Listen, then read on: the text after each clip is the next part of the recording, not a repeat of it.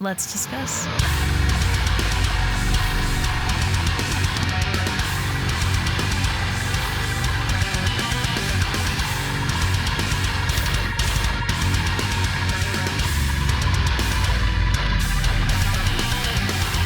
Hey everyone, it's Rachel back again with another reaction video, and today I'm going to be checking out a new track off of Bilmuri's new album called 400 Pound Back Squat. The song I'll be checking out is the second track on the album. It is called Acowboysheavyload. I've talked a decent amount about Bilmuri on the channel. I got to do an interview with Johnny on the channel as well, which was awesome for me. I got to ask a lot of questions I had been wondering for a while. I just really enjoy Bilmuri and Johnny as a musician in general, the things that he thinks to incorporate into the music, that sort of stuff. So I had asked him, as well as the Discord server, which songs I should preserve for videos. This was the #1 voted at the time that I'm filming this, which is the day that the album has dropped. So Acowboysheavyload, I will be doing at least one more reaction video and hopefully something else for y'all in the future related to Bilmuri as well. So I am going to stop talking and we are going to get straight into it. Merchandise! Money!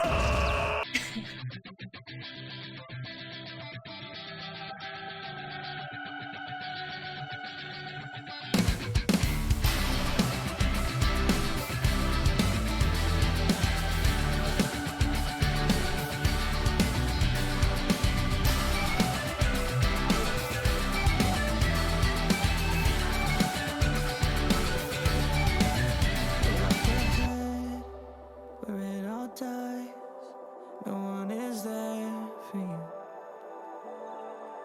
You can't hold on. Look in my eyes. You see them start to fall. Do I just watch my body die? Life feels nothing but pain sometimes. Just not knowing weighs my skin down. I'm afraid of everything. Of everything. How can I feel afraid when I feel sadness? How can I feel afraid when I feel sadness?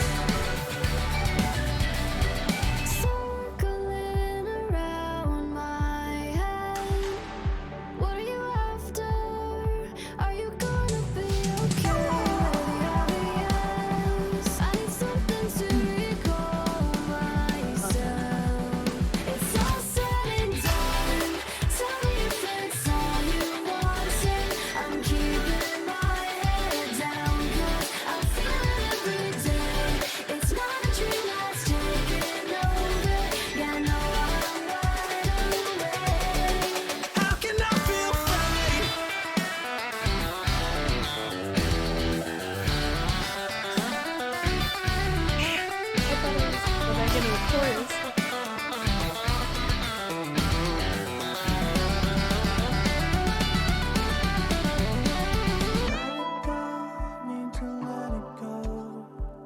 Just keep me in the moment.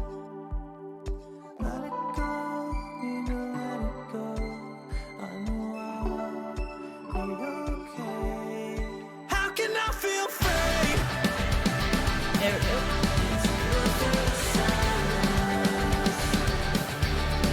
How can I feel afraid?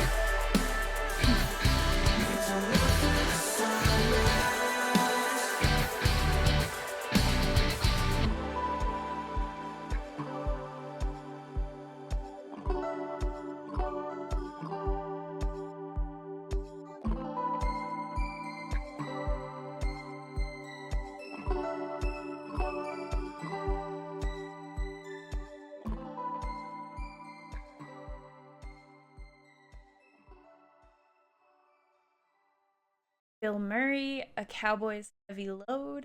Let's discuss. So with this being the first non-single that I've heard, I really enjoy it. I would say that something that I love about Bilmuri the most is the fact that it's music that can still make me laugh with stuff in it without it being like a bit too on like the funny side, because I feel like stuff that I listen to on rotation typically it doesn't really have like that sort of vibe. But Bilmuri, Johnny Frank, he's able to do it in a way that's a bit different. Like the marketing, the song titles, they're very his sense of humor. They're very entertaining.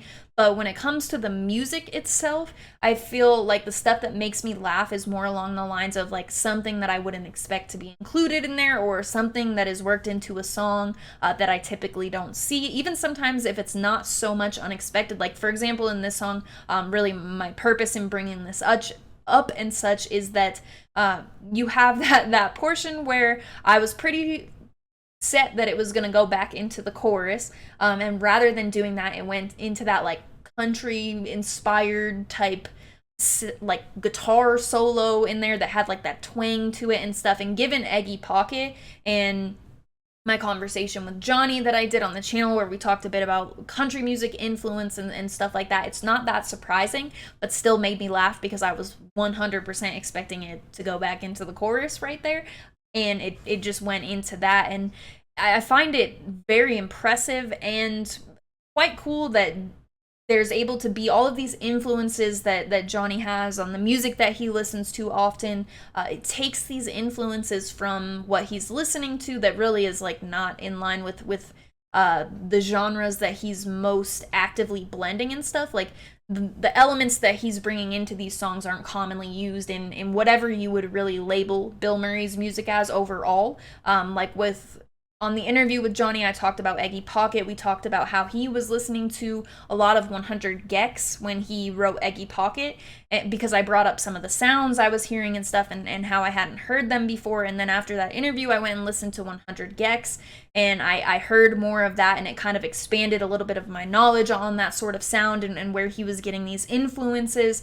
We talked a bit about, the saxophone, the country style like twang in the guitar, kind of the guitar on Eggy Pocket that gave everyone SpongeBob sort of vibes, stuff like that. But still the lyricism is top notch. It's not like laughable at all, really. Like how he used the Taco Bell as a sample on Eggy Pocket, stuff like that is really what I'm talking about. It's able to be worked into this music while still being music that I keep heavily on rotation. Bilmuri is on rotation often, especially with the amount of bands there are, the amount of music coming out right now. It's really easy for stuff to slip through the cracks, kind of, if it doesn't put itself on a different level. And I feel like with Johnny, absolutely, with Bilmuri, with the March Ahead, just a different sort of sound that we're getting with this. I loved the chorus. That's really, I think that's a main piece of why Bilmuri is able to bring in these elements that are so different to me, yet still be something that I can repeat so often, because